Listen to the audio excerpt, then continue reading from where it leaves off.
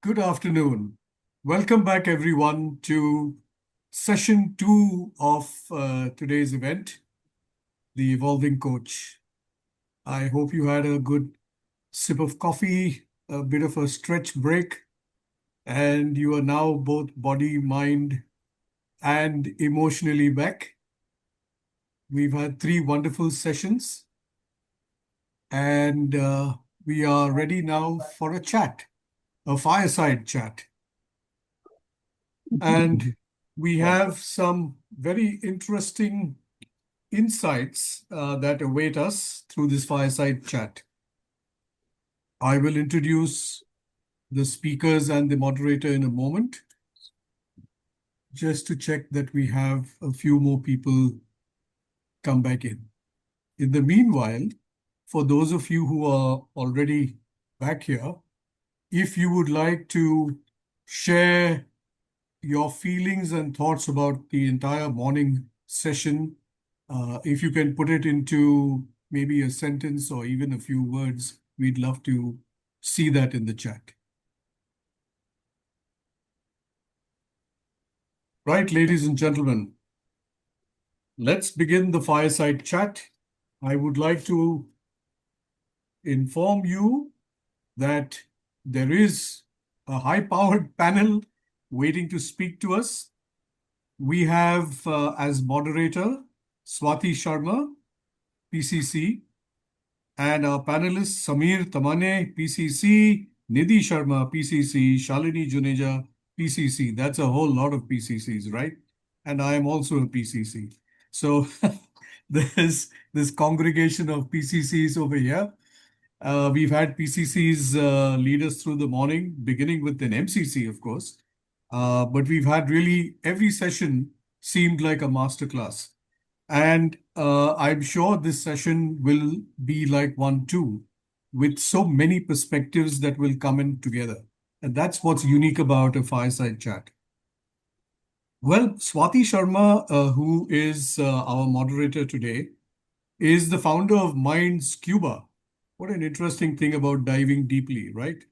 With more than 6 years of coaching with over 100 clients in 8 countries of the world in the areas of leadership, life, transitioning, and personal transformation. Swati's practice uniquely blends ancient Indian philosophy, somatic practices, and modern neuroscience. This is all backed by over 10 years of prior experience in IT consulting with global organizations like Cognizant and Wipro. Interestingly, Swati is a theater artist and a Dastango Urdu storyteller, and she brings deep presence and emotional intelligence to her work, creating transformative spaces where people reconnect with their purpose and potential. There are those P words again as we come through the day. Swati, thank you for moderating this chat, and so wonderful to have you here. Thank you, Dexter. Our panelists are Nidhi Sharma, PCC, who is a counseling psychologist and a life, career, and transition coach. Now, Nidhi works at the intersection of psychology and professional growth, supporting professionals through identity shifts and career transitions. We seem to have the identity word being used a lot in the morning. So, Nidhi, I know that you have connected deeply. Now, to know more about Nidhi, her work focuses on helping individuals build intentional, aligned, and sustainable careers. Again, three words that we've come across in the morning session in a rapidly evolving world. And my goodness, I mean, isn't our world evolving rapidly as we can see? Unfortunately, some of those rapid movements are creating a lot of chaos and consternation. But that's where we coaches come in, right? If the world wasn't that way, who would need us? Well, Samir Tamane is a leadership coach and a PCC. He's a former CHRO, PhD, and of course, a Rotarian, independent director, fractional CHRO, human process expert, facilitation skill and resilience, first aid certified. Wow, that's something. Tell us about that a little more later, Samir.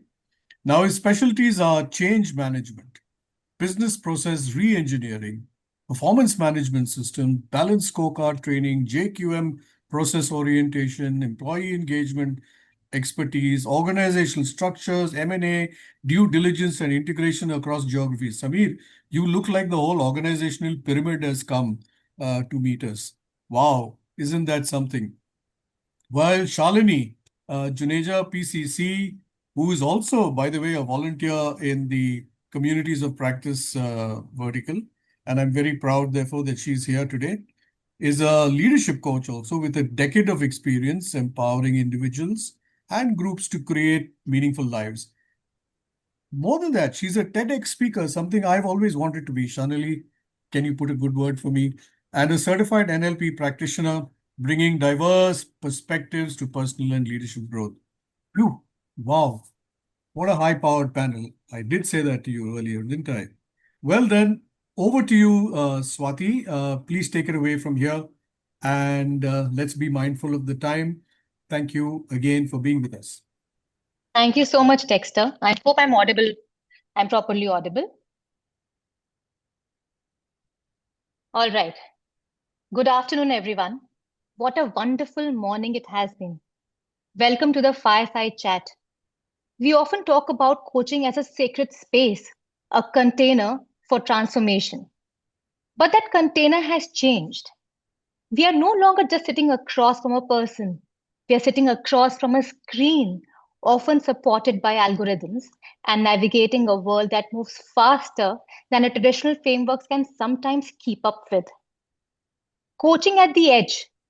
The edge isn't just about technology. It's about the tension between innovation and our ancient need for human connection. It's about the ethics of being a coach in a digital first AI augmented world. So, before we dive into our three arcs of discussion, which is innovation, ethics, and connection, I would like our esteemed speakers to tell us in a sentence, what does the edge mean to them in their coaching practice today? Samir, Shalini, Nidhi, would you like to start? What does the edge mean to you?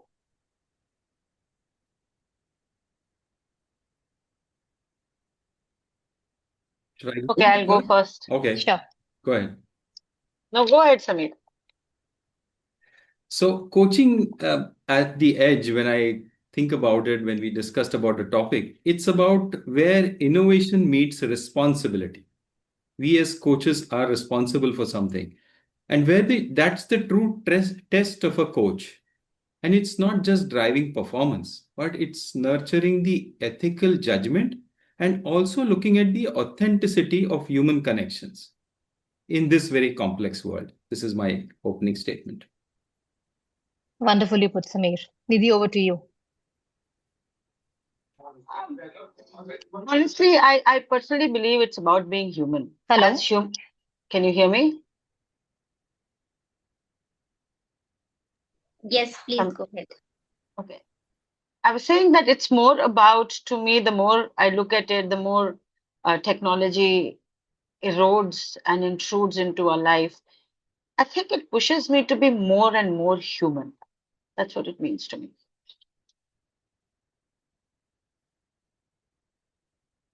I think, Shalini, you go ahead because our moderator is dropping out. She has some tech issues, I guess. Yes, Nidhi. Yeah, all right. So when we talk about edge, we usually relate edge as a boundary, a limit. It's like an end to something and a beginning to a new thing. And we all are standing right there.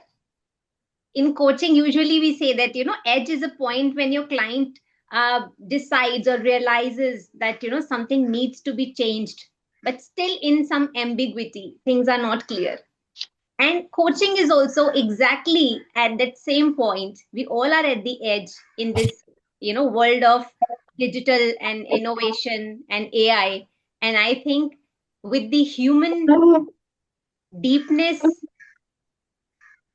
all these things, the presence that we talk about, that is something, the real edge that a coach can really work with, hands on things with digital platforms and the human coaching. That's it. Thank you so much, Shalini. So let's move to our first segment, which is innovation, the human machine edge. So, these days we are not just using the tools, we are actually partnering with them. So let me have my first question for you, Shalini. As AI becomes capable of perfect insights, what becomes the uniquely human value that only a coach can provide? So thank you for this wonderful question, Swati. I think since morning we all have been really discovering this in a lot of beautiful ways. And it's undeniable that digital era is here, innovation is here. We all are using AI technology in our own ways. I mean, nobody can deny that. It's everybody, and it is also elevating our approach as a coach. It is supporting us. It is really giving us the velocity. It is making the work easier. We are becoming faster as a coach, and we all are using chat gpt and other technology things in maybe drafting the better questions, maybe to get more information, and maybe for a lot of other things, data analysis, right? And we get even sometimes to in drafting the better answers as well. But coaching is never about giving better or perfect answers. Coaching is not about looking for solutions. It is also not about any kind of analysis. And even with the very very new kind of tools and techniques, even if it is insights, then I would say it is also not about the insights. And as in today's session, when Rajat spoke, when Karthik also spoke about the same thing, we talk about human presence. And when we say coaching presence, how present are you as a coach? The kind of space that we create for the client, that safe, that place where there is a lot of trust, where and a human coach is there. When we say that we listen to our clients, we listen to what is said, we also listen to what is unsaid, reading between the lines, having that kind of energy, having that kind of emotional connect. So coaching happens in the connection, coaching happens in the relationship. And one beautiful word I remember what Rajat included in his keynote speaking: relatedness. How are you relating to your client is? And I truly believe that people show up exactly the way you listen to them. And when you are listening to your client as somebody who's so big, someone who can really make it happen, the client shows up in your listening, and no AI tool can really replace it. So I would say that these are the things which are irreplaceable. It will remain irreplaceable no matter how much innovation will come. So I take innovation as a support system, but not as a threat. Wonderfully put, Shalini. Like you said, it's all about connection, relatedness, and in being imperfect. Thank you so much. Thank you. Samir, what do you have to say that how do we discern when digital tools are deepening transformation versus merely increasing efficiency? What is your take on this? So if I look at technology and it's a tool. Okay? Yeah. It's not here to replace us. It's for supporting coaching. We should use it in that context. We need to make it our coaching more sharper, more focused, rather than it helping us to make it more focused, because we are the people who can make it more transformational. So that transformation can come from human beings. Looking at the deep listening, as Shalini was talking about, hearing the pause is more important, not just the words. AI may hear the words, but not the pause. Understanding the feeling behind that, Having the courage to challenge limiting beliefs is something that a human being can handle very well. In fact, if you look at AI, recently I came across a example of recruitment, and in that AI was being used, and they claimed that AI was biased. Now you would say, how would AI be biased? But the data that was being provided, or the collection of data, the data itself was biased. Example, the recruitment was there in terms of it was gender bias, it was all those things were there. The result was a biased data from AI. So we need to audit AI on a regular basis. Instead of that, if we don't do that, then we are just scaling up the biases through AI. So this is my take on that. Thank you so much, Samir. Absolutely. We need to see what data set is before we even trust the data, before we even trust the result. Absolutely. So, Nidhi, on to you.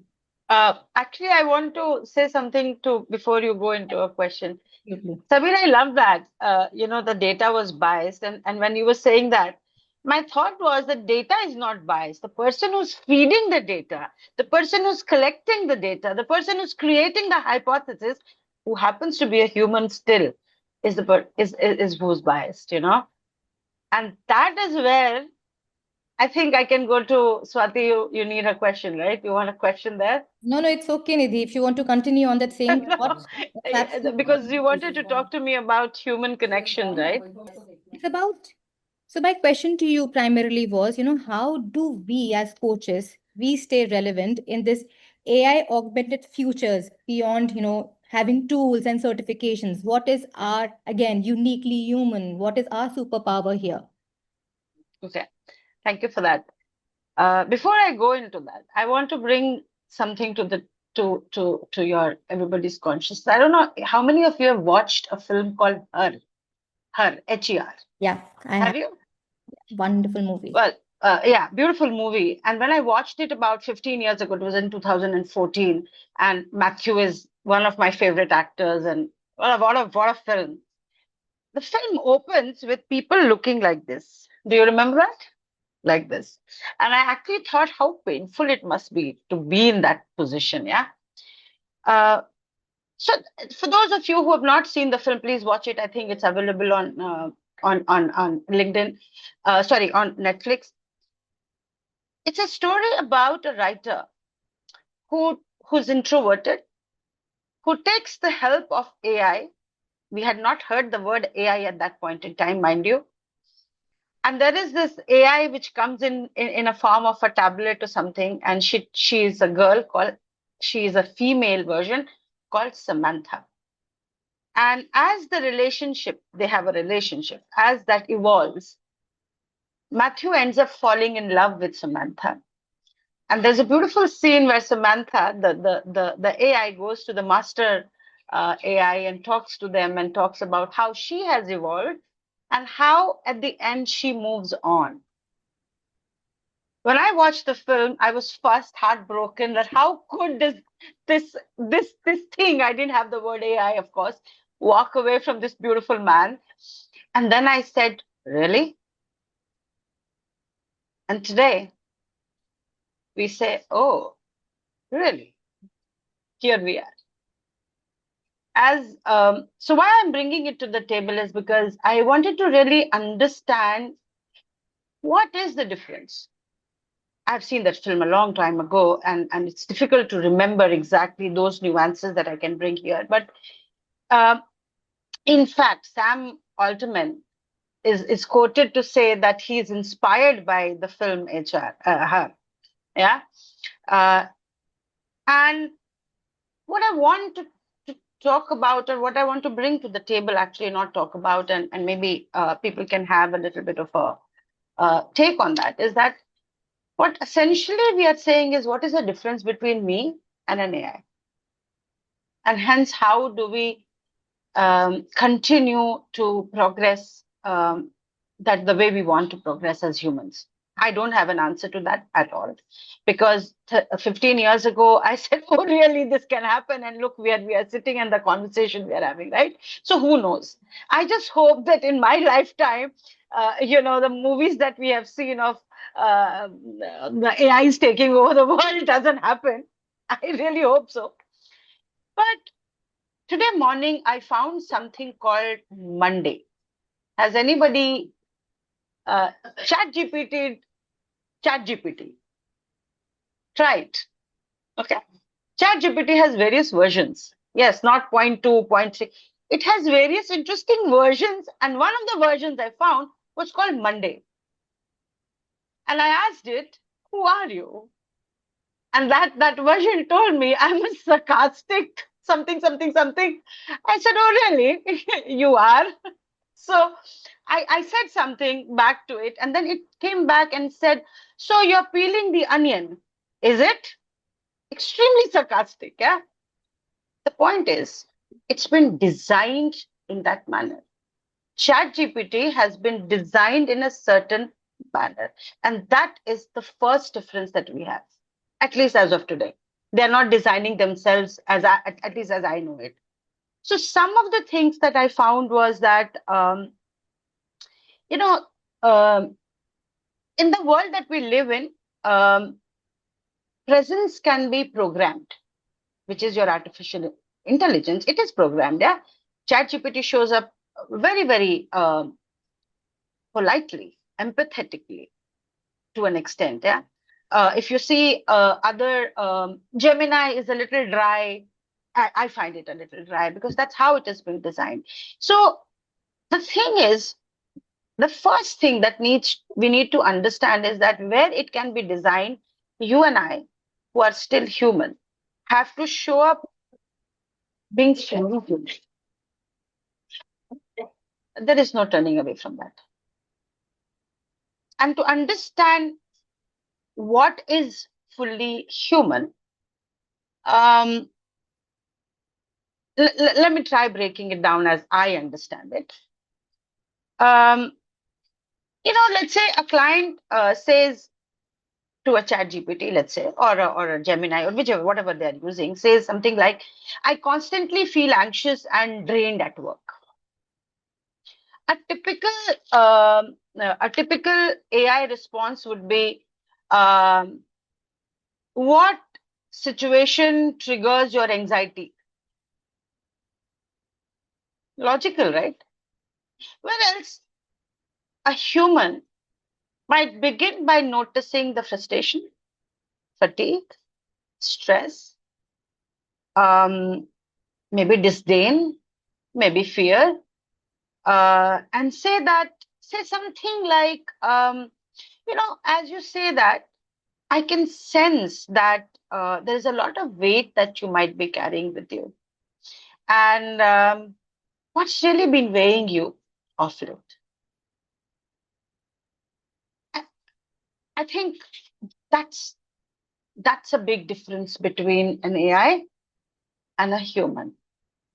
An AI is data. An AI is clarity. An AI is very structured, and it has a voice that has been given to it. You and I have the ability to be silent. You and I have the ability to be uncomfortable. You and I have the ability to show the shadows that our clients may not be willing to see, and know that it might scare them, and still ask and still hold that space. That to me is human presence, at least at this point in time. Thank you so much, Nidhi. It was really, really lovely, very, very deep and insightful. This thing about, being silent, being able to hold space, this connection, exactly, the vulnerability is what makes us human. So this brings me to our next segment of conversation, which is ethics. That how do we take responsibility for the ethical discussion that should happen, especially in this world which is AI driven, and how do we take ethics into accountability, in our accountability. I also have a question for our audience members. I'm just putting it in the chat. You can just put in a word on it. So now my next question, ethics. Again, ICF has also added AI in its code of conduct right now. Samir, over to you. What new ethical gray zones are you encountering in digital coaching that our traditional frameworks did not anticipate? Okay, so very interesting gray areas or these zones are emerging. The first one which comes to my mind is the privacy versus productivity. It's a gray zone for us. How much do we tell AI to do, and what should we do it, and how should we do it? So one area. The other is about the AI assisted insights. Do I use AI to polish a question, and what is it? Is it smart support that I get from AI, or am I outsourcing my intellectual capacity there? What am I doing actually? The third is always being available, like 24/7 access. These days, messaging is there, voice note, bots, everything is available. So where does coaching end? Now, are we getting into a emotional customer care center or something?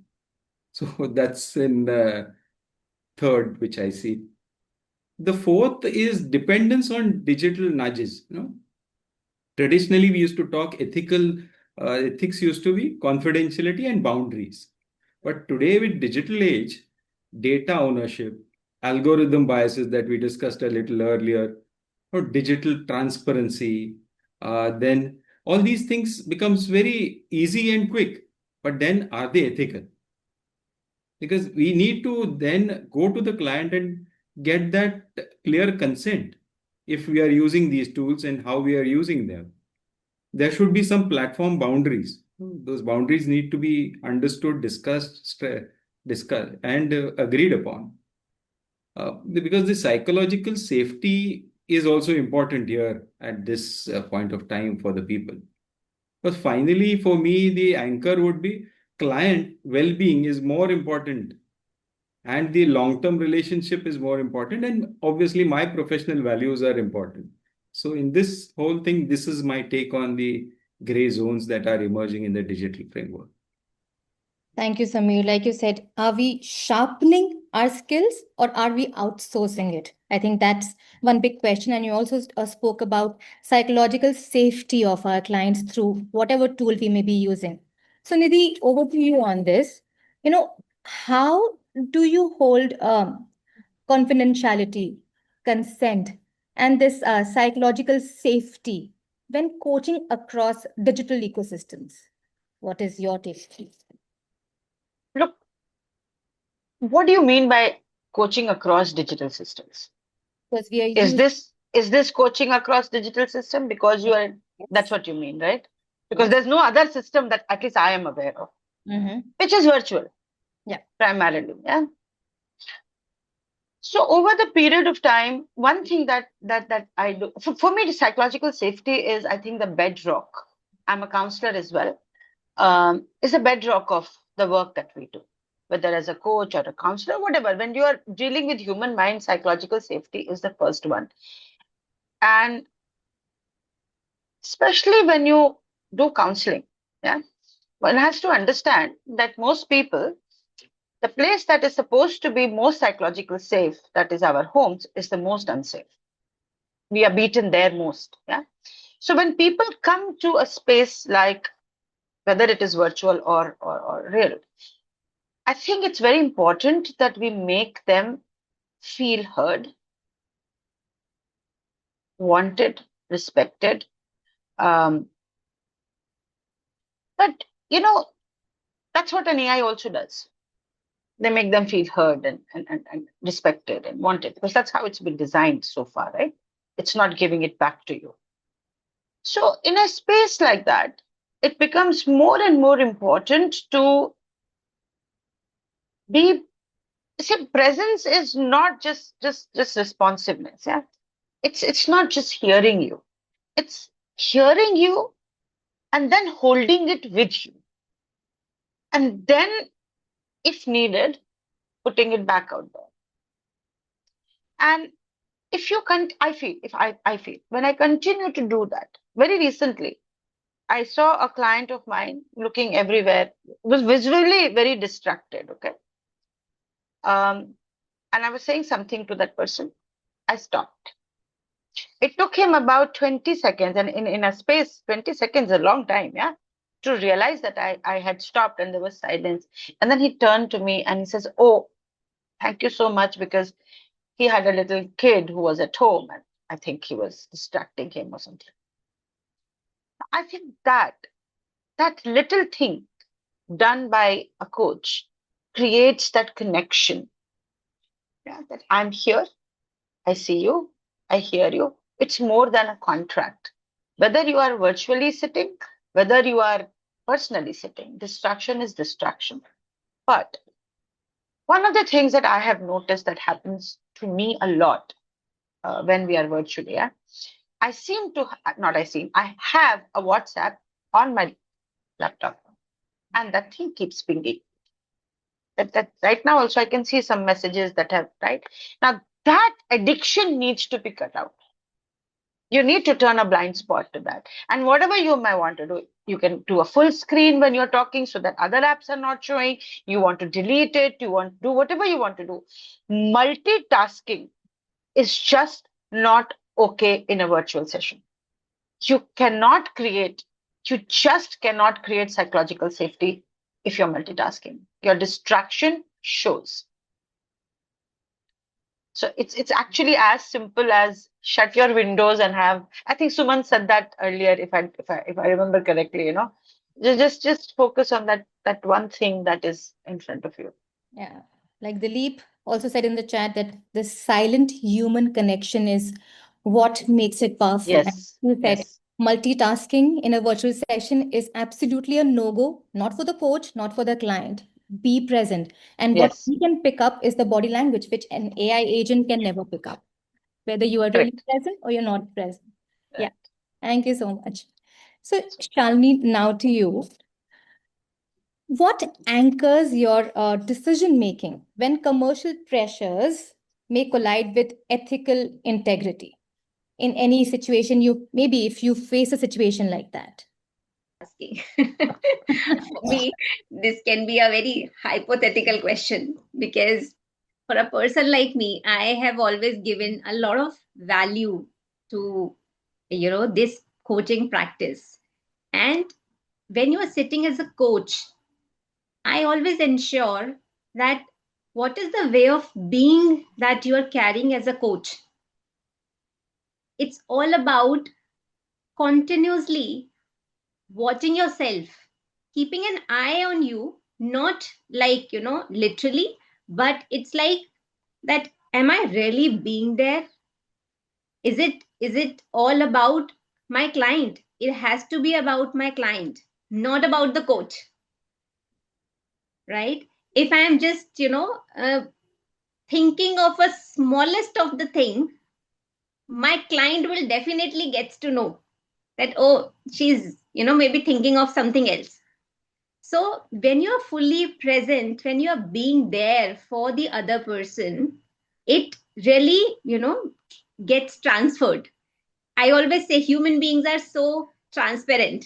Even if you so much want and put a lot of efforts to hide something that you don't want to show, everybody's gonna get it, right? And that's how, the way we say, I always say laughingly, everybody in the world is posing to be nice and good and perfect, but we still have all the details of a person that, he's being this way. We create a listening of each and every person in our mind, right? So I always say that when you are into coaching, you need to hold some ethics, and we all have certain values. There is a reason that, we are in this business of transformation and contribution and making a difference. And when you really compromise it for something else, then certainly you're not going to stay for a longer, time. And then, in some or the other day, your client will get to know that, oh, this is not about me, it's more about her. So I think every coach needs to be really mindful and aware of that, you know, if my client is there, what is my priority?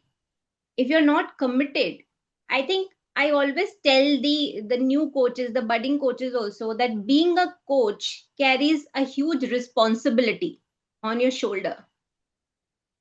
We are not, sitting in, some place and doing some kind of, clerical things.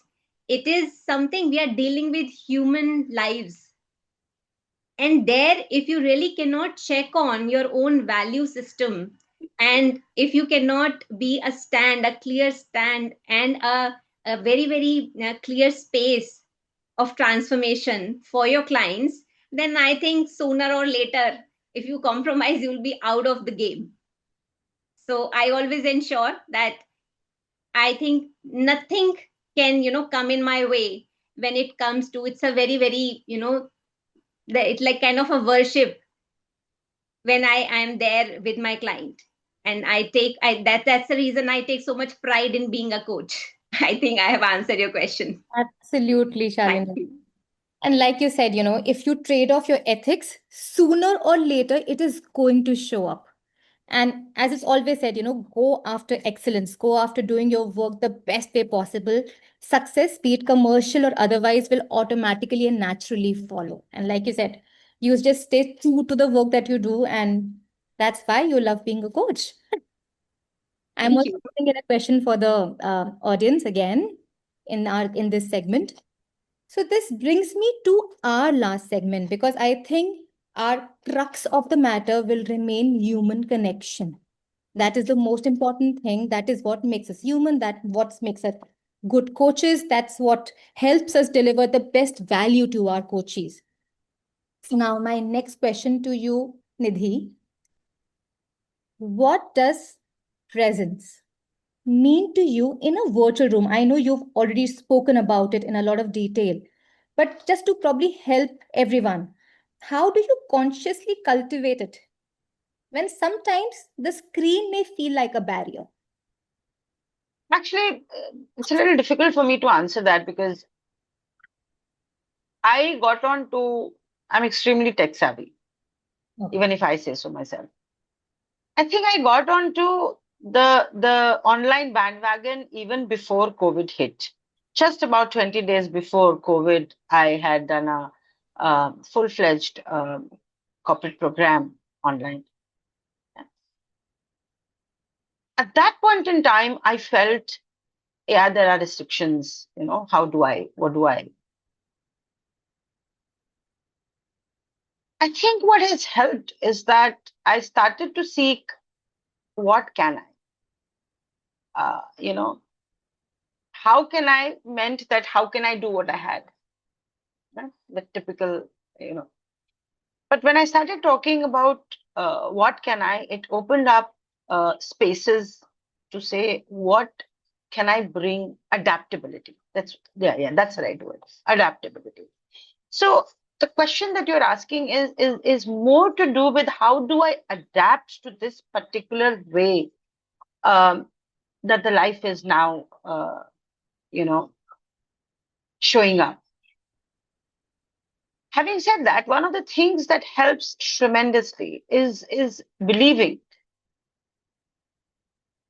what am I here for me, whether it is virtual or not. And of course, uh, establishing that rapport with the client is extremely helpful.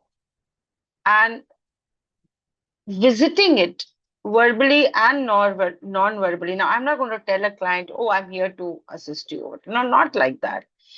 In your words are very, very powerful. Yeah. So how do I convey? How do I lean in my body language? How do I use my words to talk to a client is what I feel the barriers of the screen comes down a little bit.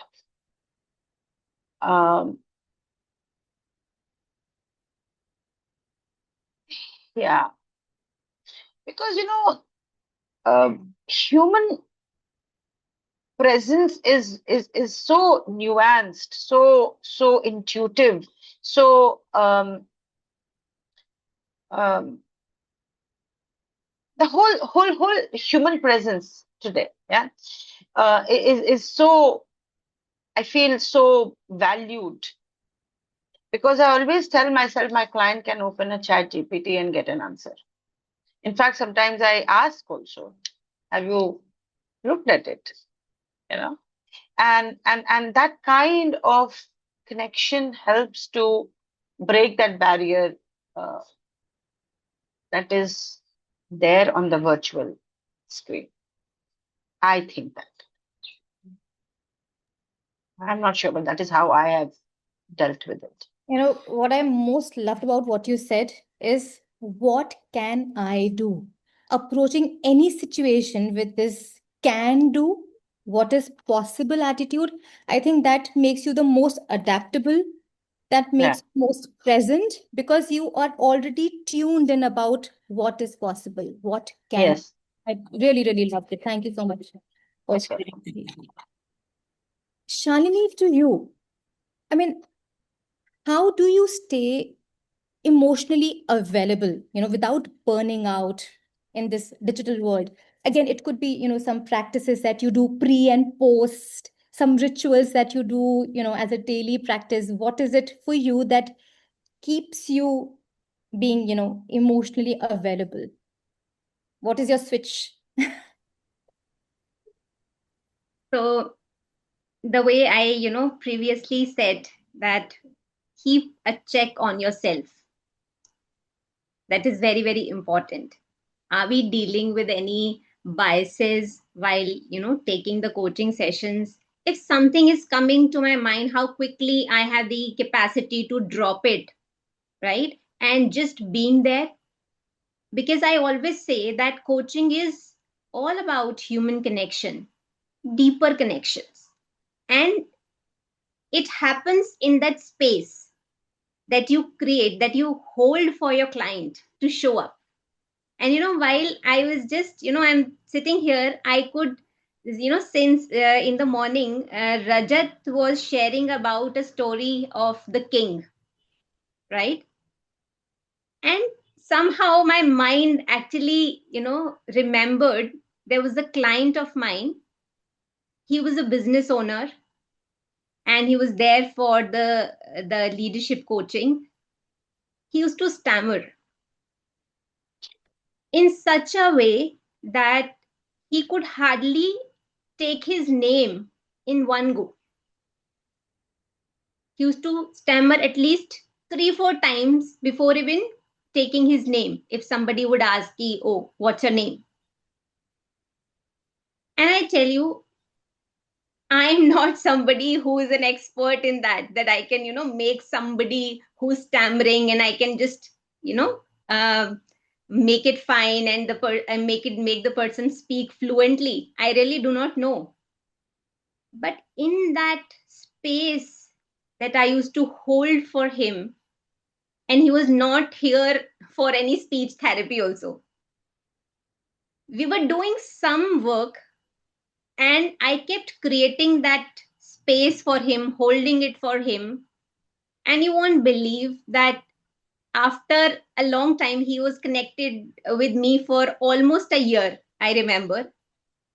And when he was about to, leave the program, it was, up to an end, I asked him to record a 2-minute video and share what all he is, he has got.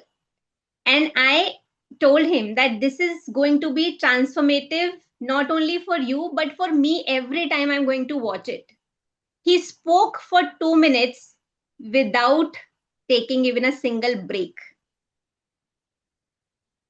It was so miraculous. I'm feeling goosebumps still when I'm sharing it with you, that miracles can happen when you are really being true to yourself and true to your coaching practices, how much you are taking a stand for your client.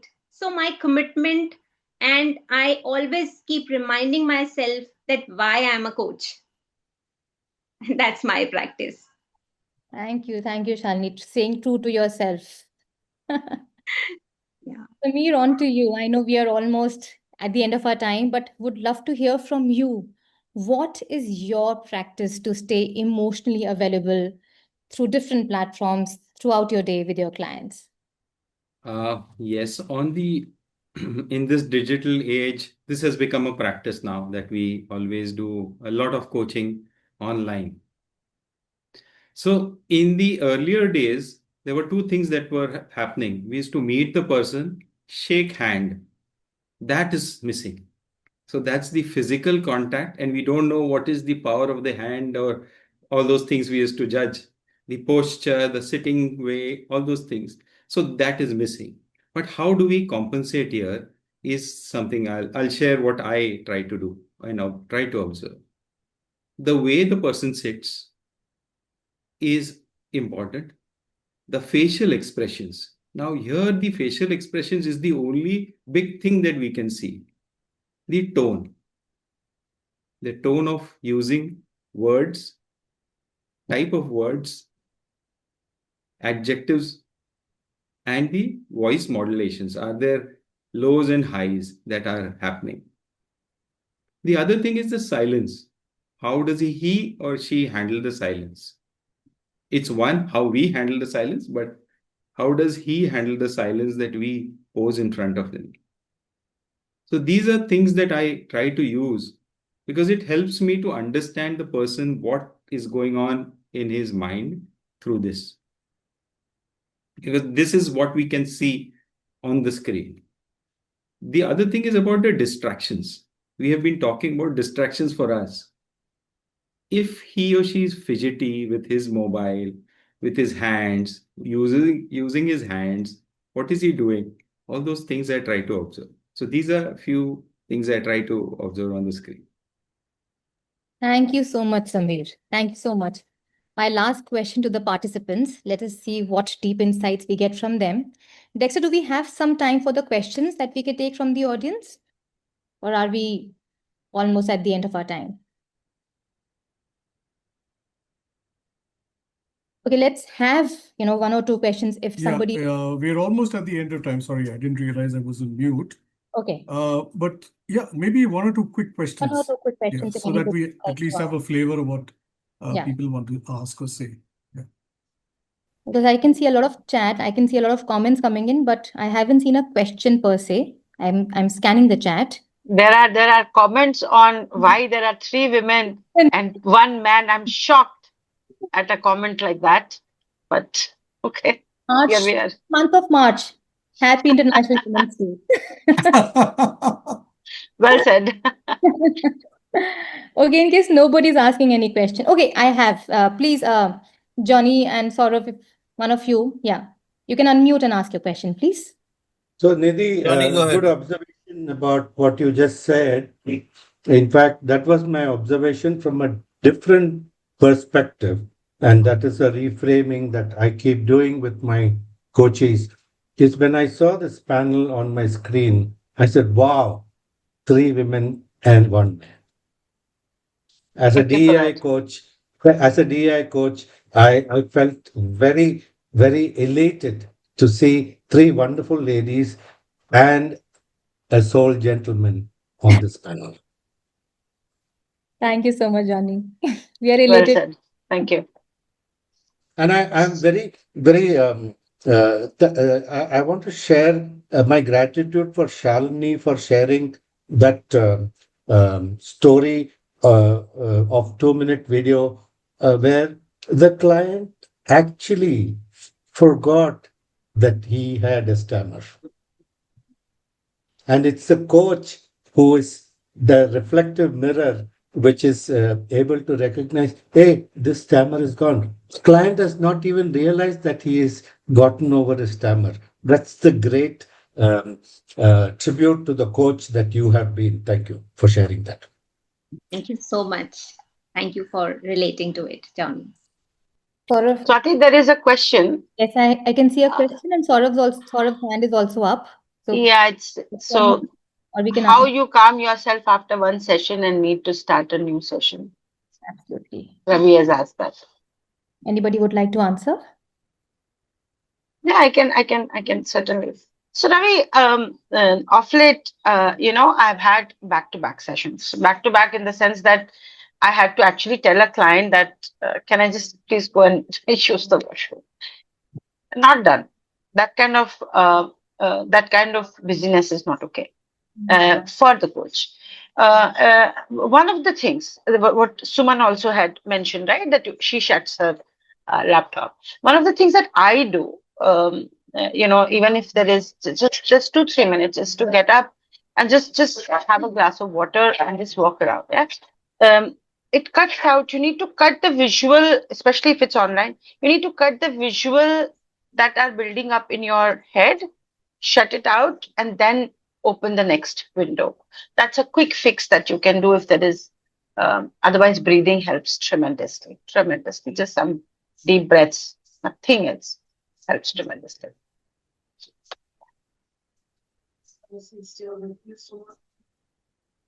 Saurav, would you like to ask your question? You can unmute and ask your question, please.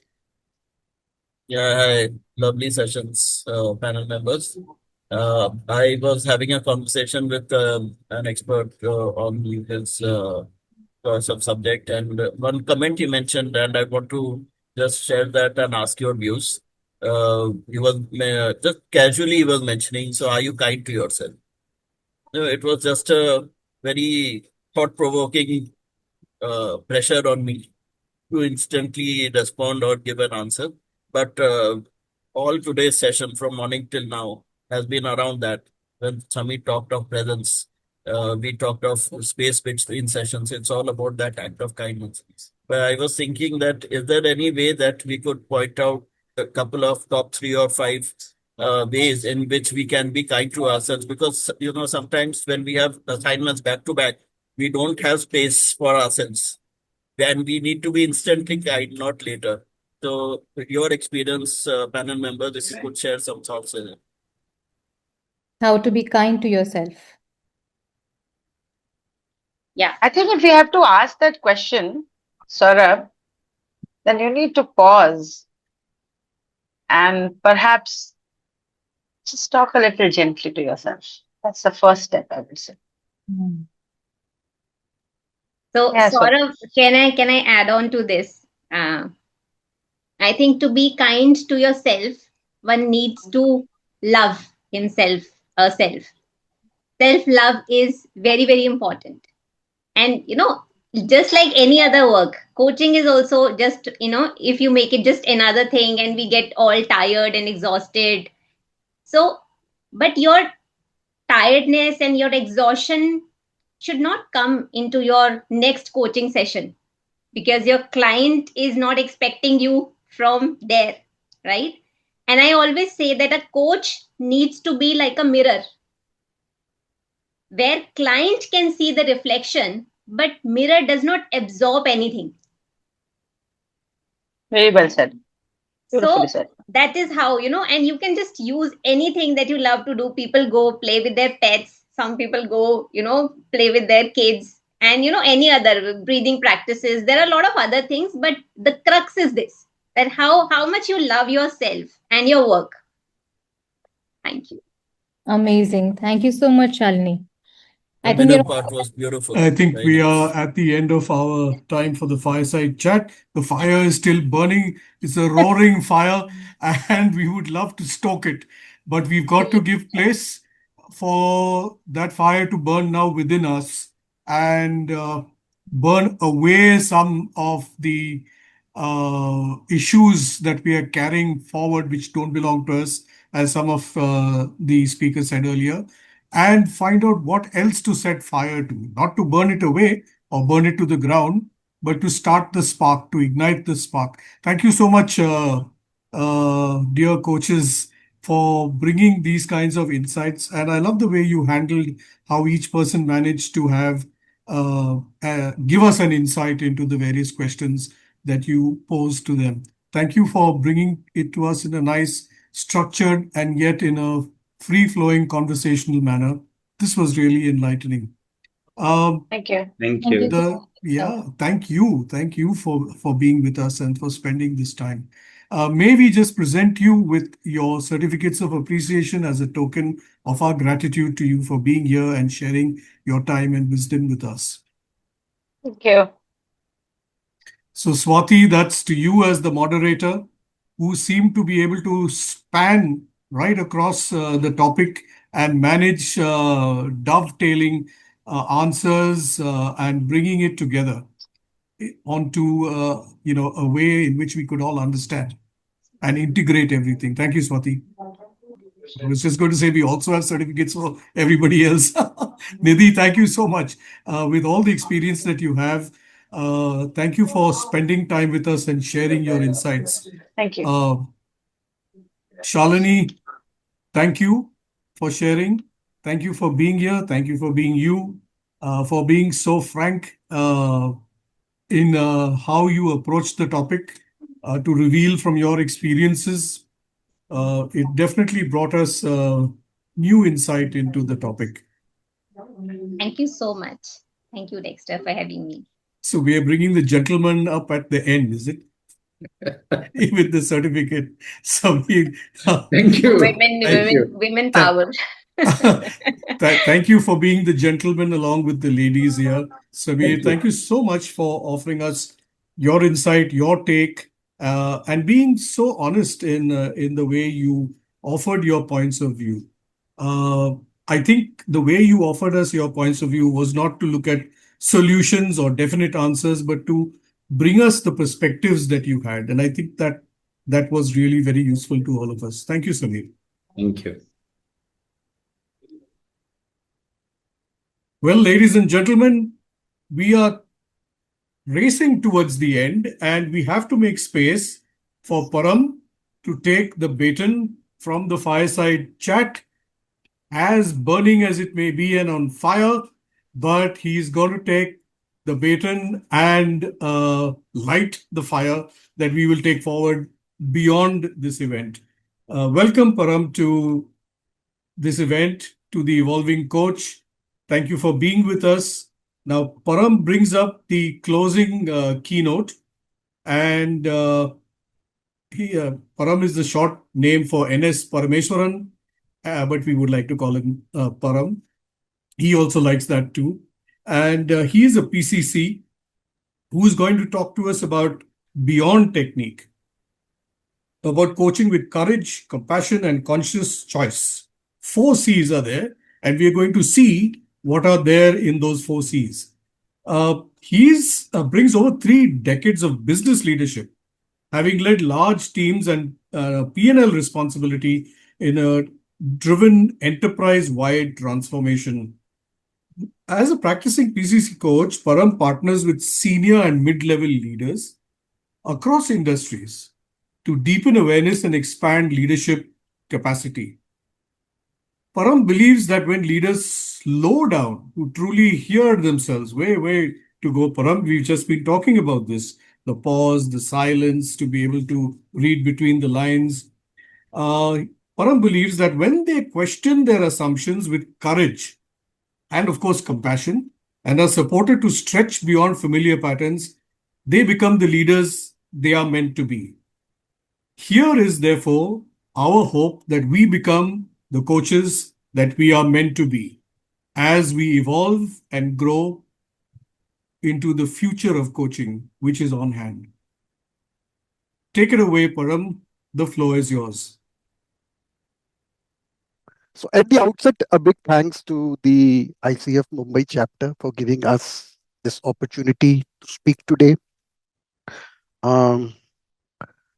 So inspired by Dexter, I thought I will also play around a little bit with the words on the topic today.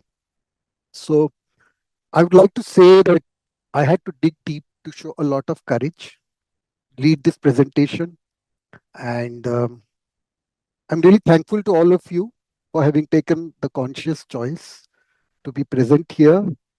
on a day and a time when I think a siesta would be more in order. And I'm going to be quite vulnerable in this presentation. And I believe, and I'm doing that because I believe you're going to be a very compassionate audience. And so with that play around, let's begin the topic for the afternoon. So today's topic is not going to be about learning something new.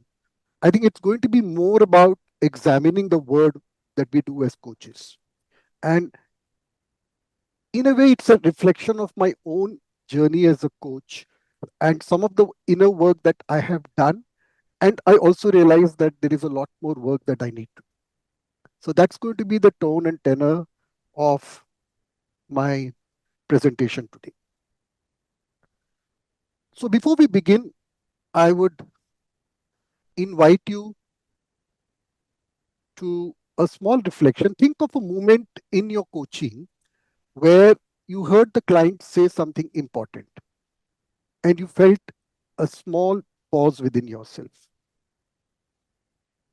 Now, it could be a pattern the client was saying something deeper beneath his words.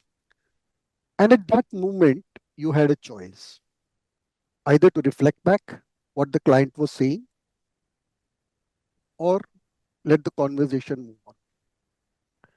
कुत्तों मेरे को उठाओ तस्वीर And I बोलती है think फिर बाद में उसको उठाया I think बोलती तो somebody ठीक है needs ना to सब लोग mute. ठीक है ना ठीक है ना वीरू बोलती बाप रे इसको कुछ Yeah, thank you so much.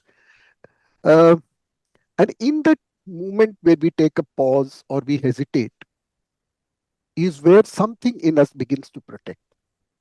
And so the question becomes, who are we protecting in our coaching? To answer this, let's go a little deeper. I want to invite you to a private reflection. Think about a client, picture him, picture his name.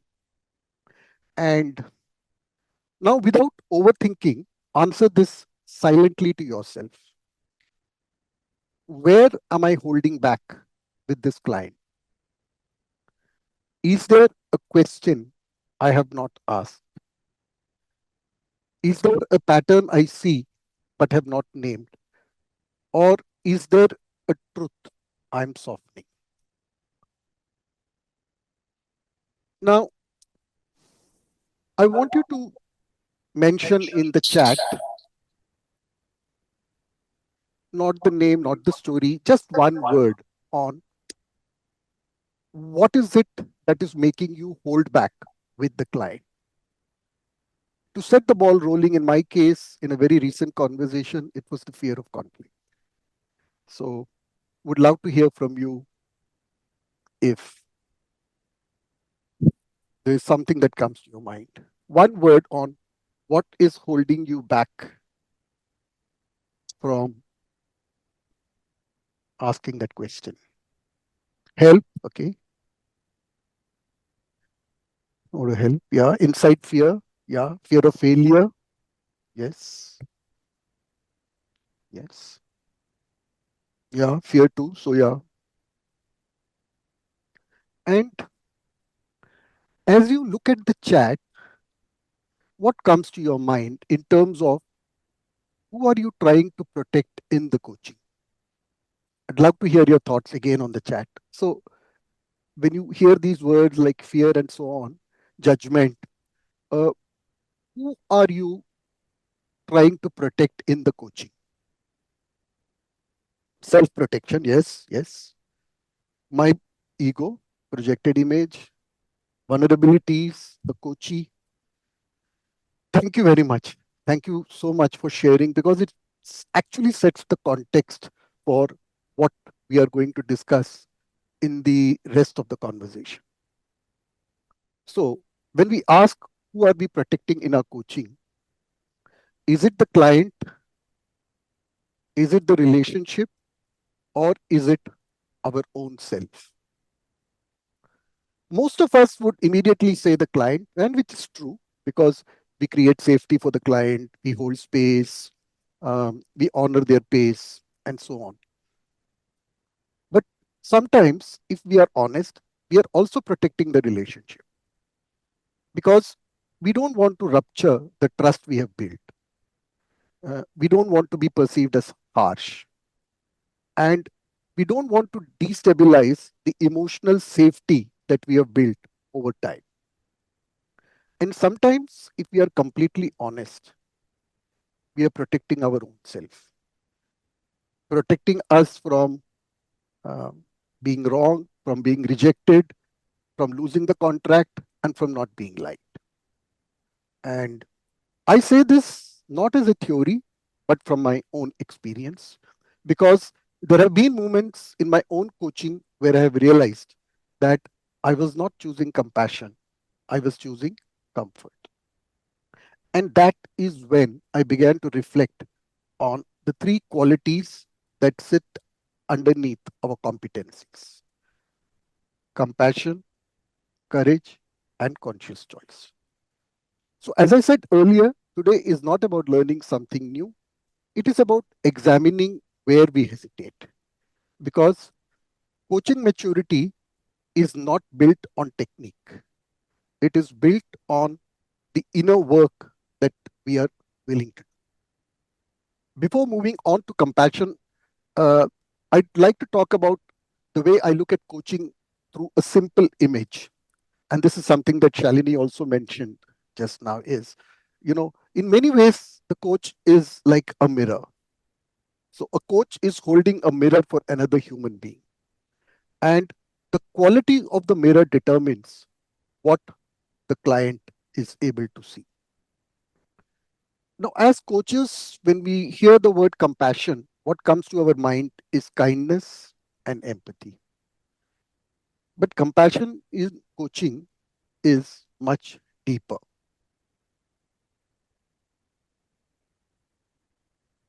It is about being aware of the systemic forces at play in the client's life. It's not about being gentle, it's about being fully present with another human being without rushing to fix, interpret, or rescue. So, compassion says to the client, you are safe enough to explore yourself here honestly. And when compassion is present, the client feels three things. The client does not feel judged, the client does not feel evaluated, and the client does not feel that they are being rushed to do something that they are not ready for. And that psychological safety is not a soft idea, it is the foundation of real reflection. Because most clients enter coaching engagements not lacking intelligence, they come lacking a space to think of themselves without pressure. And compassion creates that space.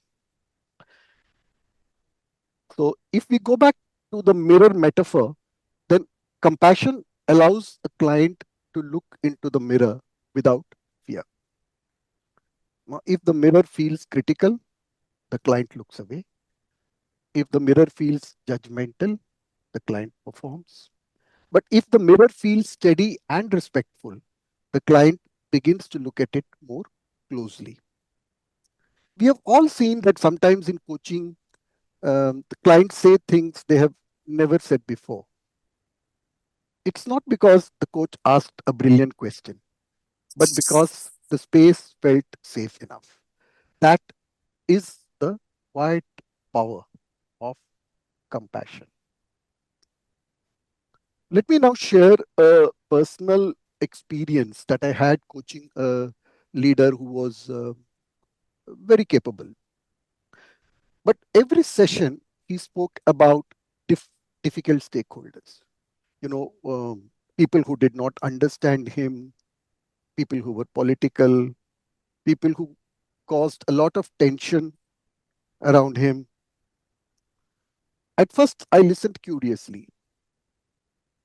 As the sessions progressed, I realized that here was a leader who was avoiding conflict almost instinctively. Harmony was a very important value for him. I fully empathized. Harmony was a key value for me as well, and I could clearly see where he was coming from. So I listened carefully, I acknowledged his challenges, I explored how those situations felt for him. But then I noticed something that nothing changed. The stories became a little bit more detailed, but there was no change that I could see. And so that was the moment I realized something uncomfortable. And then I asked myself a difficult question. Was I being compassionate or was I avoiding something? And that is when I realized that my compassion had become protection.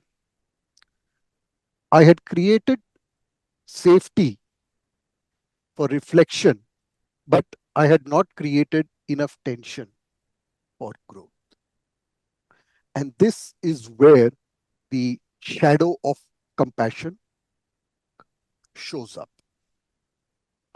In coaching, compassion can slowly slide into rescuing. For example, we see some discomfort and tension and we step in exactly at the moment where maybe some change or learning happens. It shows up as over identifying, which is what happened with the leader I was coaching. We shared a common value of harmony and that showed up. Or it could show up as softening truth because we don't want the client to feel any discomfort. Now, sometimes we do this because we genuinely care. Sometimes we do this because we don't want to damage the relationship. And sometimes, if we are completely honest, we do it because we are uncomfortable with the client's discomfort. And so we soften the reflection, we dilute the observation, we move the conversation to something easier, and the client leaves feeling supported but unchanged. That is the subtle shadow of compassion, not harshness, but protection from growth. So if my empathy reduces your growth, it is no longer compassion. If you go back to the mirror metaphor, then compassion is about holding a mirror that is kind but clear, not distorted, not softened, just steady. Because if a mirror hides what is visible to the client, it is no longer serving the client. And that is where compassion and courage begin to meet. True compassion does not remove discomfort. It simply ensures that the discomfort happens in a space of dignity and respect. So, in conclusion, what compassion would give the client is safety to explore themselves honestly. What it would require from the coach is the discipline to stay present with the client's experience without rushing to fix or interpret. And lastly, the shadow of compassion that coaches need to be aware of is, are we protecting the client from the discomfort that growth sometimes requires? I would now invite you for a small reflection or private reflection. So think about a conversation you're having with the client and you see a pattern, but you're not reflecting it back. Not because you don't see it, but you're unsure how it will land. And it is in that moment of hesitation that compassion and courage begin to meet. Now, compassion prepares the ground for coaching, but compassion alone is not enough. At some point, the mirror must reflect what is actually there, and that requires something else. It requires courage.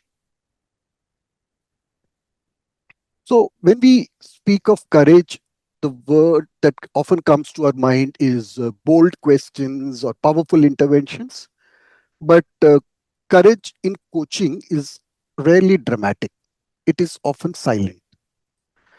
Courage shows up in moments when you notice something about the client that feels important and you feel a small hesitation within yourself. Perhaps you see a pattern the client is repeating. Perhaps you hear a contradiction in their story. Perhaps you sense that the narrative they are saying is hiding something deeper. And in that moment, the real question is not about the client.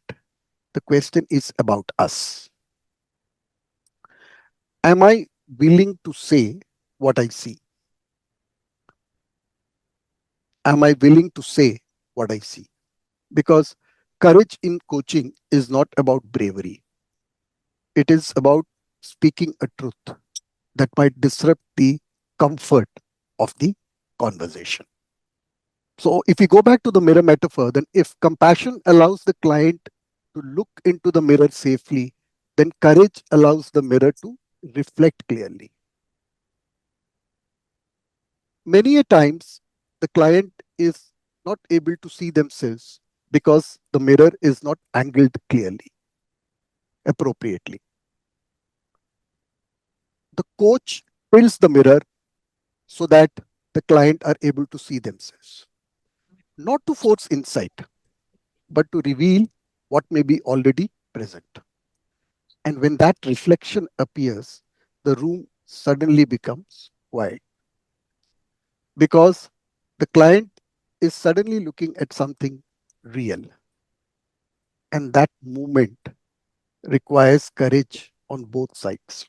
Courage on the part of the coach to reflect it, and courage on the part of the client to look at it. Let me share another interesting anecdote from my coaching experience. I remember I was coaching another leader who was very quite thoughtful, intelligent, and e- every session he described situations where things were going wrong around him. So the organization was political. The boss did not understand him. The team was not performing as per expectations. As I listened, I could see a clear pattern emerging. In every situation, he appeared to be a victim of the situation, not intentionally, but consistently. I could see it clearly, but session after session, I did not name it. Instead, I asked exploratory questions. I listened. I hoped he would see it for himself. Unfortunately, the insight never came. And then one day, and why did I do it? I think I did it because I felt afraid. Afraid that I might be judged, afraid that our trust will break. But then one day, finally, I did something different. I said, I notice that in many of the stories you share, you appear to have very little influence over what is happening. What is your contribution to the pattern? There was a long silence. And then he said, I never thought about it that way. So the trust did not break, but the conversation deepened. So I realized something important, that courage in coaching is not about having the perfect question. It is about managing your own hesitation long enough to speak what matters. Now, courage has its shadow as well. And just like compassion can be protection, courage can show up as performance for the coach.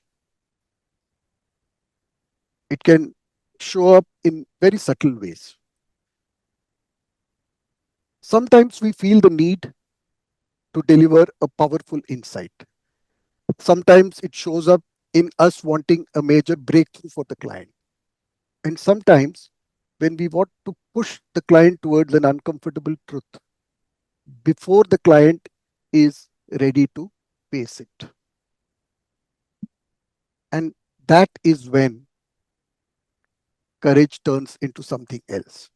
Courage can become intensity, disruption, and even intrusion. Because in those moments, courage is no longer serving the client, it is serving the coach's need to be more impactful. And if we were to go back to the mirror metaphor, this is where the coach stops holding the mirror and starts pushing it towards the client.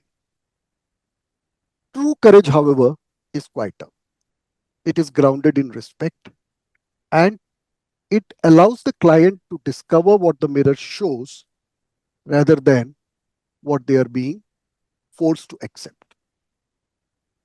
So, in conclusion, what courage gives the client is a clear reflection of patterns they may not yet see. What courage requires from the coach is the willingness to name what matters, even when the moment feels uncomfortable. And as coaches, we need to be aware of the shadow of courage. That is, are we pushing disruption instead of inviting reflection? Let me take a pause here. Any comments, any personal story, or any thoughts that you'd like to share either through the chat or you'd like to speak up? Yes, Sandeep, you can go ahead. It was coming to my mind, and I had mentioned in the chat also. Oh, sorry. Yeah, I could. Very insightful exposition, really. And I was quite glued to it. Didn't want to miss, but still, this question came to my mind. When we say that a coach is holding a mirror for the client, and the client has an expectation in terms for helping the client, the coach will help him discern something, what is hidden in him. So in a way, the client is also showing that mirror to the coach and inviting him to be courageous enough and posing a challenge to him. Yes, yes, yes. Which will depend upon, like you mentioned, the maturity of the coach and the awareness of the coach as to how would they take that. True. And I have seen myself slipping into the advisory mode sometimes. Which does not help. And it is only when you are able to hold yourself back. Yeah. And give that time and don't intervene into that the silent zone which is there, that you are able to help the client. Well, most of it is actually deciphered by the client himself. The only thing is that we need to apply the appropriate tool for that matter. Yeah. And so what we're really saying here is that if we are able to hold a mirror that is safe, and if you are also able to hold a mirror that clearly reflects, then if the client decides to have a look at it, then clearly something emerges for the client and learning happens. Yeah, Shalini. So, when I was listening to you, it reminded me of, one of the client, and she had a very, very high self-image of herself. She had big goals and a lot of aspirations, and she used to talk about that. And simultaneously, she used to tell me that, but I don't do anything. I wake up so late and my day goes like that. I'm so lazy and this and that. So she was totally in the awareness of who she is, but also in a denial that her actions are not consistent to her goals. And Now I could clearly see it as a coach, but how I can't say that to her. And then while coaching, I just asked her one question. I said, consider you're watching a movie and there is a girl who is like aspiring to be this and that and a very high goals and everything, and but she's doing this. And then who this girl is for you? What do you call her? And she immediately said, oh, useless, good for nothing. Yeah. Yeah. I kept quiet. I mean, there was a silence. Yeah. And in a minute, I could see a difference in her body language, on her face. I mean, she got it for herself by saying it, you know. Immediately in that moment, she didn't realize what she said or whatever she's saying is saying it for herself only. And but there could, I mean, the shift was so clear and she got it. Right. That's so true. But even to ask that one question, you need courage. Who is this girl? And I think that's what we are speaking about here, that very often, sometimes, out of compassion or feeling how the question will land, we kind of take a step back and don't ask that question. And I think that's what courage is about. I think I'll take one more. Okay, Varsha. And then I think we'll move on. And maybe I'll come back towards the end of the session if there are any more questions. Mindful of time. Yes, Varsha, please. Yes, thank you. My question is, I've often experienced that there's a very thin line when you want to ask that question, whether it's going to be a provocative or a disruption, or it's going to be a reflection, right? And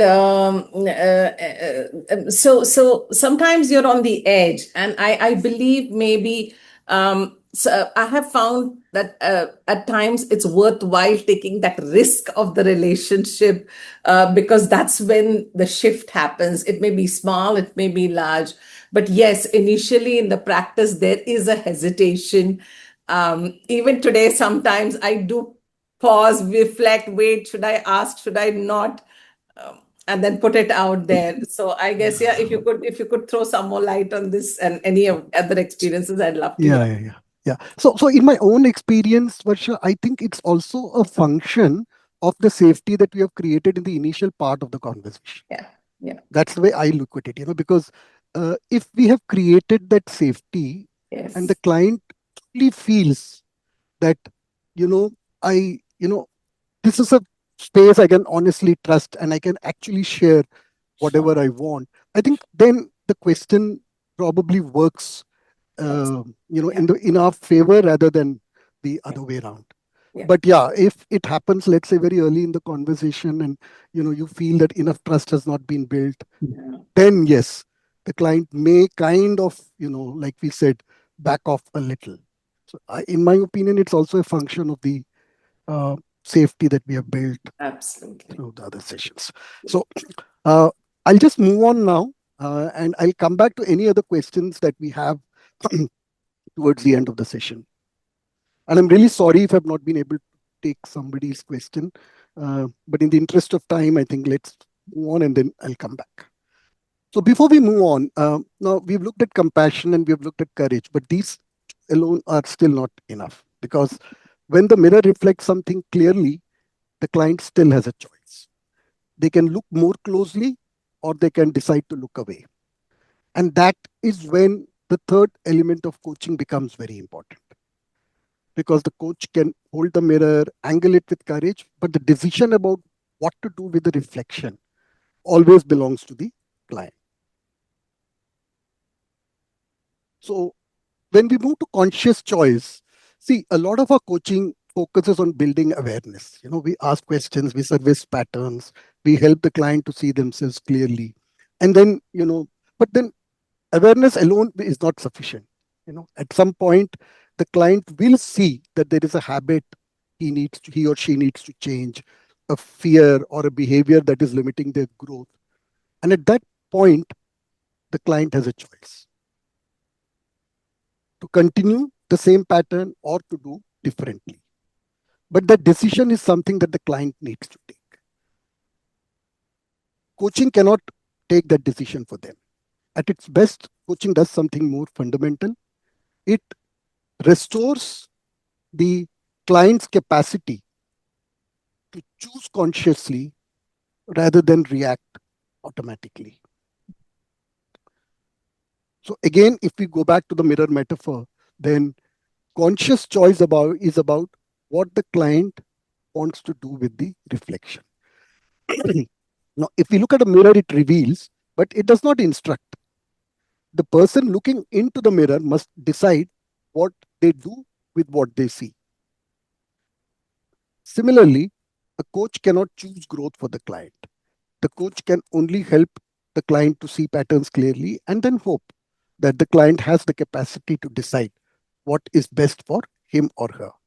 This is one of the most disciplined aspects of coaching. The last story I would like to share is about a female leader I was coaching, and she was very strategic, and I thought she had a lot of potential.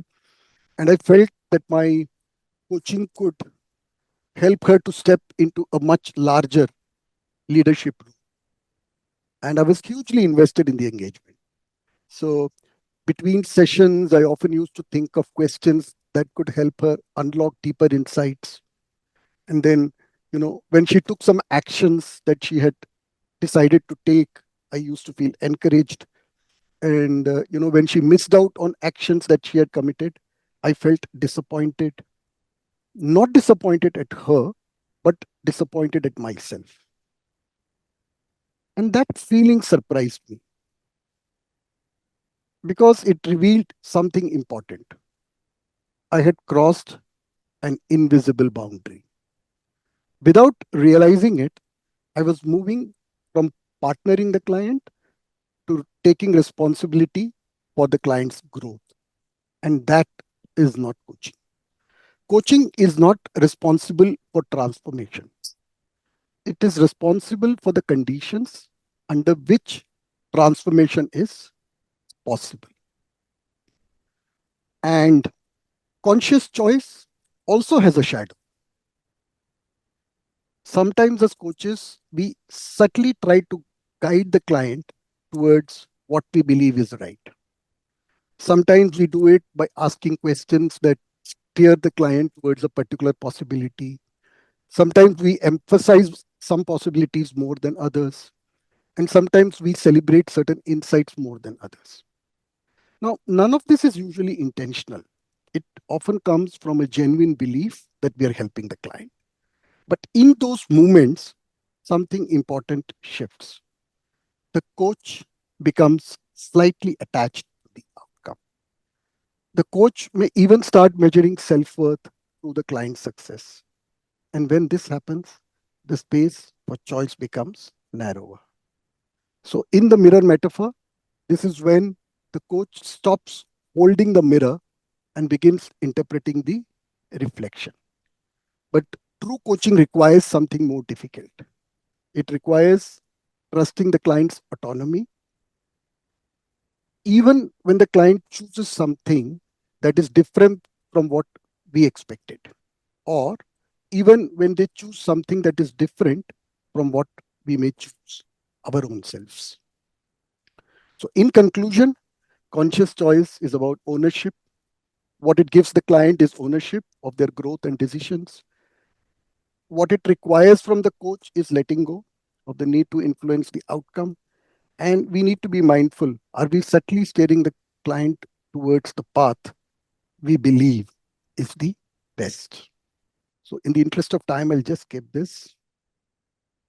If we move on, we can clearly see that compassion, courage, and conscious choice are an integral part of many of the ICF competencies. For example, compassion is very important for us to be able to build trust and safety and for coaching presence. Similarly, courage is essential to be able to evoke awareness and facilitating growth. And conscious choice ensures that the partnership is respected. And we all know that underneath the ICF competencies is a philosophy that the client is capable of reflection, learning, and growth. And our role is not to shape the client's decisions, but to support them in making those decisions consciously. And that is where compassion, courage, and conscious choice come together. They are not techniques, but they are internal capabilities, which is something that I said at the beginning of the session. And when they are internal capabilities, it's also a function of the inner work that we are willing to do to build those capabilities. And when we are talking about building, we need to ask ourselves this question: can I stay open when the client struggles? Can I speak what I see even when it is uncomfortable?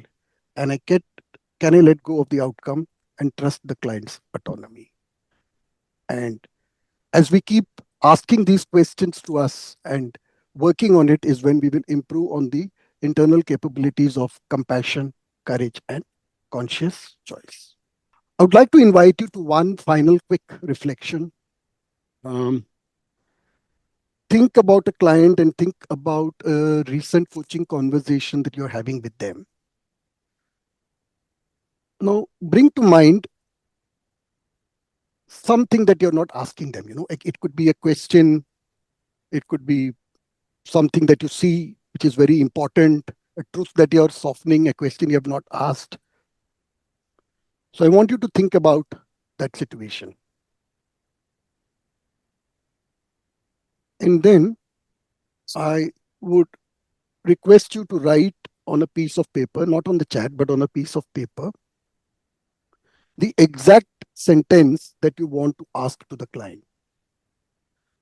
Write the firm version, not the polite one, the way you would want to ask it. I'll just give you a few seconds to think about and write that question for your own self.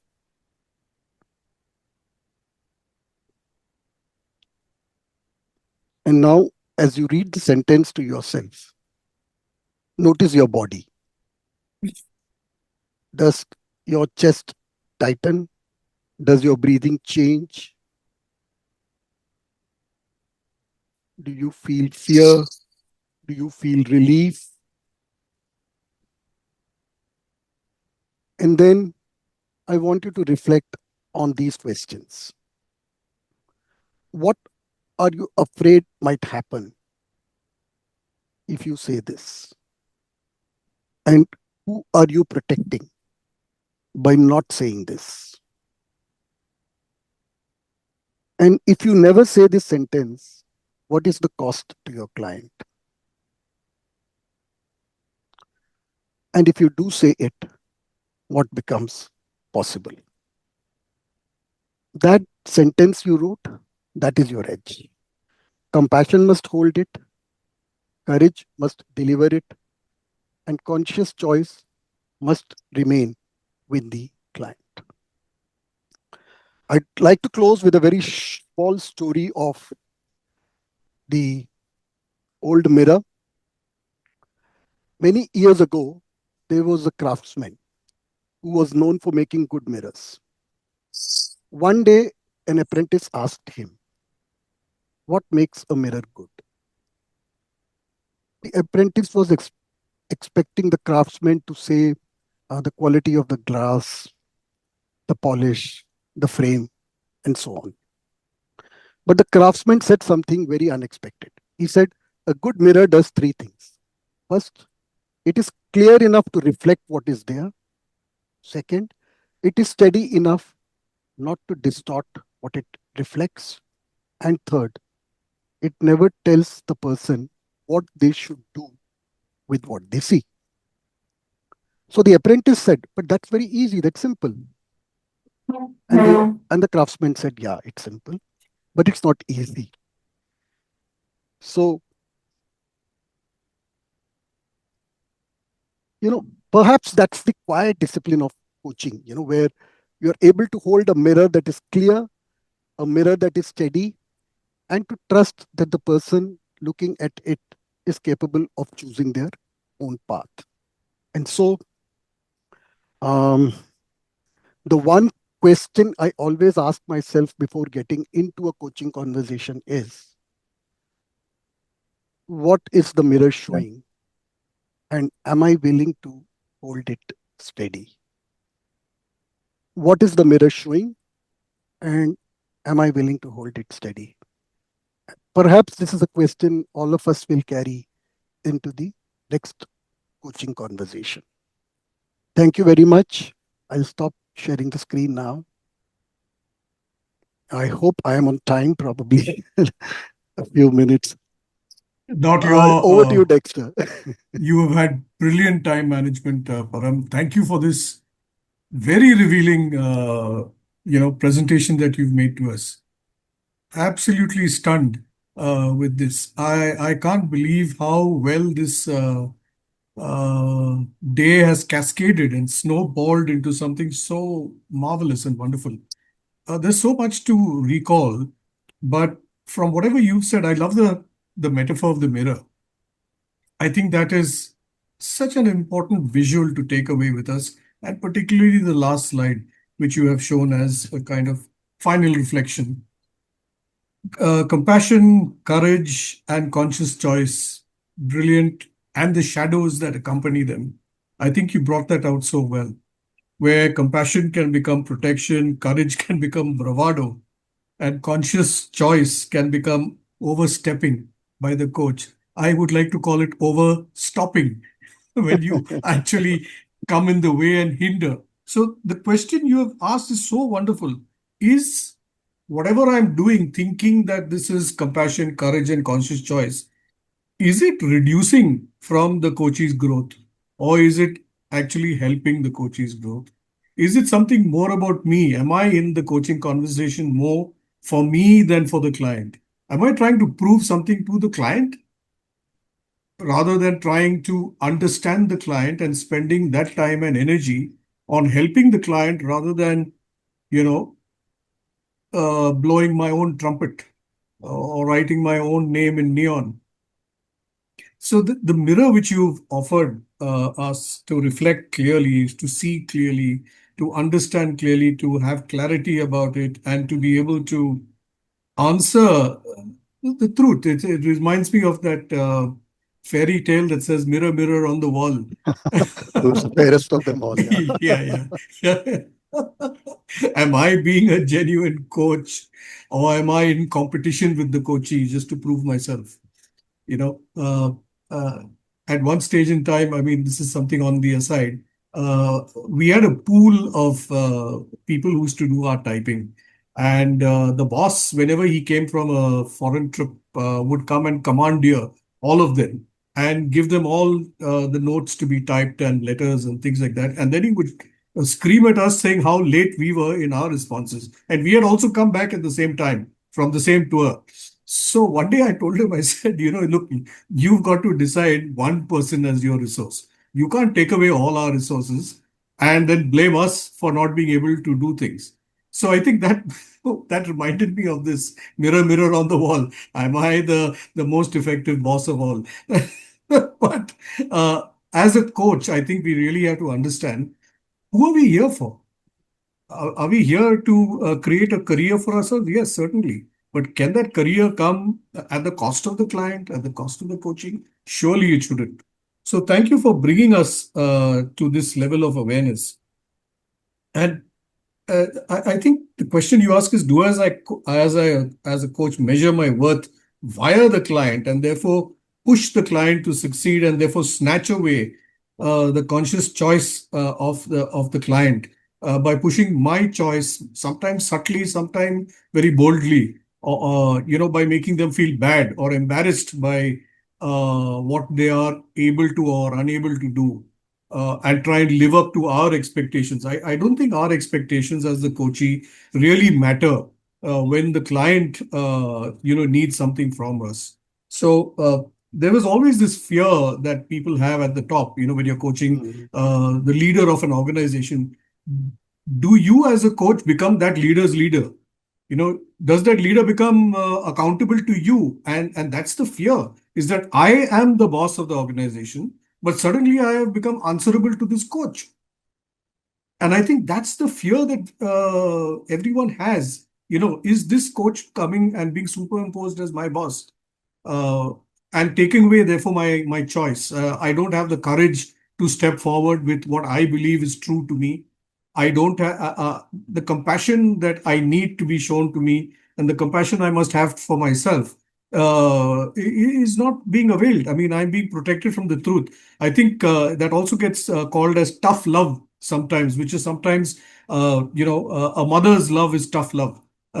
She's the only one who can give her child a good whack, and at the same time, the child will come and hug her uh, for getting that whack. I don't think we go and run and hug our bosses or our coaches when we get a rap on the knuckle. So we got to cultivate this tough love and the ability to manage that compassion in such a way that it releases people to who they can be. Thank you so much for being with us. Your final reflection about our somatic response to the question was really a punch in the gut. And yes, thank you for doing that for us, and thank you for leaving us with that sensation and those four valuable questions that you asked. What is your fear? Who are you protecting? What is the cost to the client if you never ask? And what is the possibility that you open up if you actually do? Such valuable questions and such a wonderful day, a way to end this day. Thank you, Param. Thank you, Dexter. Thank you for those kind words. Not at all. I think it's so well deserved. And thank you for being with us. Here's a small token of our appreciation, a certificate of appreciation from all of us. Thank you. Thank you. Well, that brings us mercifully to an end, which is like a beginning of a day that has been reasonably long but very well spent. I don't know whether we can do any justice to kind of doing a summary of what we've been through. But I think, I was just going through my pages and I put a few sticky notes saying what are the key words, the key takeaways. But I think I'm going to allow Sandeep Kalra, who's managed to reconnect back with several attempts by the internet to knock him off, to be able to say a few words in closing, because there are so many more words we can say. But I think Sandeep already has that to say. Sandeep, may I ask you to close? I'm saying I may not be able to do an honest and fair job for the reason I've been in and out, and the network has been playing funny for some reasons. But it's I first of all would like to thank Dexter and the president of the chapter for having taken this initiative again, because when we were debating as to how should we be culminating this Beyond 10 series, and they say that we need to pay gratitude to the members who have made it happen, which has also helped us earning the laurels in ICF Global by getting that recognition award. And it is the support which has been extended by all the members, and so this opportunity has to be given to them, and it's proved so well, and everyone has been so profound, and all sessions have been so insightful to whatever I could connect, and Dexter, the way you summed it up, that made it even more valuable. And I'm sure people who watch the videos, which I obviously will be doing once it gets loaded, for the reason that I missed some part of it, they will realize in terms of what treasure lies within the chapter and why is it year after year is getting the recognition award from ICF Global. So this is a tribute to all the members also. Also, I think would like to thank those who are not there on the screen here.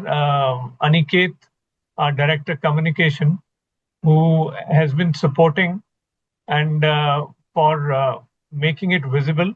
And that visibility has helped in getting connectivity and expression of interest from all over the globe. The speakers were all voluntary, and we didn't kind of choose, so which also goes in their favor in terms of their sincerity of intent to share their wisdom. Right from one keynote address to the first masterclass, second masterclass, and the experiential sharing in the fireside chat, and then Parmeshwaran keynote address has already been summed up by Dexter so well. So thank you once again to everyone. Hope you have seen the link in the chat box for the CCU forms. And the email will also be coming to you along with the presentations from the speakers and also the CCU form and the feedback form. Request you to please fill it up in the next 2 days and send it to us so that we can send it timely to you. Thank you very much. In case if Vinod is there, I would like to invite him for closing remarks. Otherwise, I'll pass it on to Dexter back. I think, Dexter, you will have to say the final closing remarks. Okay. Thank you. I feel very, very pleased and very sad that we are at the end of this grand finale, which has brought the whole year of learning about coaching to a close. But not that we are going to stop here. We have a legacy series coming forward from the month of May onwards, slightly lighter, but equally important. The design is already ready, but we have to roll it out. In the meanwhile, in April, next month, we have an in-person DEIB meeting, which is coming up on the 25th of April, right, Sandeep, if I'm not mistaken? Yeah, it's 25th of April. Yeah, 25th of April in person. We will, of course, be sending out the flyer, posters, registration links, and everything very shortly. Also, a reminder to all our wonderful members from ICF Mumbai Charter Chapter to renew your membership. There has been a link that has been put out. And for those of you who wish to be members, that's also possible. We'd love to enroll as many of you who would like to be part of our chapter. Saurav Datta is our Director Membership. And you can write to any one of us if you want to know anything more about this, and we can always direct you to him in case you don't already have his email address. I only can say thank you with deep gratitude for everything that we have been through today and for everyone staying here and being witness to this event. God bless you. Have a wonderful coaching life ahead and see you pretty soon in much the similar way and also in person. Bye-bye. And final words from anyone else from the audience, please. It's not our voice, but your voice that matters. I like to say something, Dexter. Yeah. So, I mean, I cannot leave this platform without saying it that, ever since we started in the morning, the day was like amazing. I really cannot express how much we have learned today. And, in any one event, every single thing is just like a nuggets, so it's so much, everything was so deep, so profound, and I was looking forward to since Rajat started, and then Dr. Suman Nair and each and everybody, and Parmeshwaran was so good. Karthik, his personality, his charm, I am totally amazed to be a part of this event. Thank you so much for really giving this opportunity. In fact, I've never seen any online event like this. You can even see me and just, relates to my energy that it is 2:30 and how am I, sitting here continuously since morning and I'm not feeling tired at all. Thank you so much. Thank you, Shalini. We'd love for anyone else also to say a few words. Dexter, I would like to definitely call it out. The way that you brought in the summaries was so refreshing, reflective, and thank you so much for that. Beyond whatever was the amazing speaker sharing. Thank you so much, Dexter. I am completely inspired about you. Thank you so much. Thank you, Jay. Thank you so much. Hi, Dexter, thank you so much for a brilliant session. And I agree with Shalini. It's 14:45. I'm fully energetic to take on another 5 more hours. Trust me. So thank you so much. And the ending of Parmeshwar was equally soft and subtle, like all the other speakers. Thank you once again. Yeah, Karthik has raised his hand. Yeah, Dexter, thanks. You have a fan following now. And missing Sanjeev from today. I hope all is well with him. And thanks to all of you for sustaining this month after month. It reminds me of the pre-COVID days when we had to do this every month face to face. And the way you guys have blended online and offline both is a truly tribute to the kind of teamwork. Yeah, so hats off to all of you. Thank you. Lovely. Lovely. I feel at home with Mumbai chapter as always. Thank you for those kind words. Thank you. Thanks, I'll Dexter. quickly add. Yeah, go ahead. I'll quickly add. I think when I saw this, that I said, "Oh my God, 5 hours! I have to sit." But I must really congratulate all the presenters, everyone. I think one session was better than the other. I couldn't really find out. There weren't any dips in terms of the level of the sessions. I think for you to have sat down and curated and brought together such in-depth learning and reflections, I think hats off to all of you. And I've also written in the chat that you've really raised the bar of putting things together. And I know this is one of the last of these series of your 10-year celebrations, but I'm really looking forward to many more such beautiful sessions and curated with so much of love and care. And I think it really showed. Thank you so much for those words. They really mean a lot, And yes, there's a lot of, I would say, blood, sweat, and tears, not so much of blood. But yeah, that go into it. But it's always so rewarding when we come to this point and find that it has landed so usefully. And we have our speakers to thank for doing all the work, We can put together any design, but they bring it to life. All of you have brought it to life. And as participants who engage with such energy, that makes it so meaningful. So thank you for that. Thanks, Dexter. I mean, really innovative approach every time, whether offline or online. A lot of personal attention, even offline and even online. So that is the importance of this session. And thanks to Karthik sir, my first personality development dinner in 1994, and I was observing him like a transition from a trainer to a coach. A lot of things to learn, Karthik sir. Thanks to all. Thank you, Dexter. Thank you. Thank you. Thank You've you. always been so Bye-bye. supportive of us. This one is for you, Dexter. And the entire MC team. Oh, okay. Bye-bye. Bye-bye. That Bye-bye, everybody. was God playing it bless. safe, Shalini. Have a lovely weekend. Have a lovely weekend. Bye. Yeah. Bye.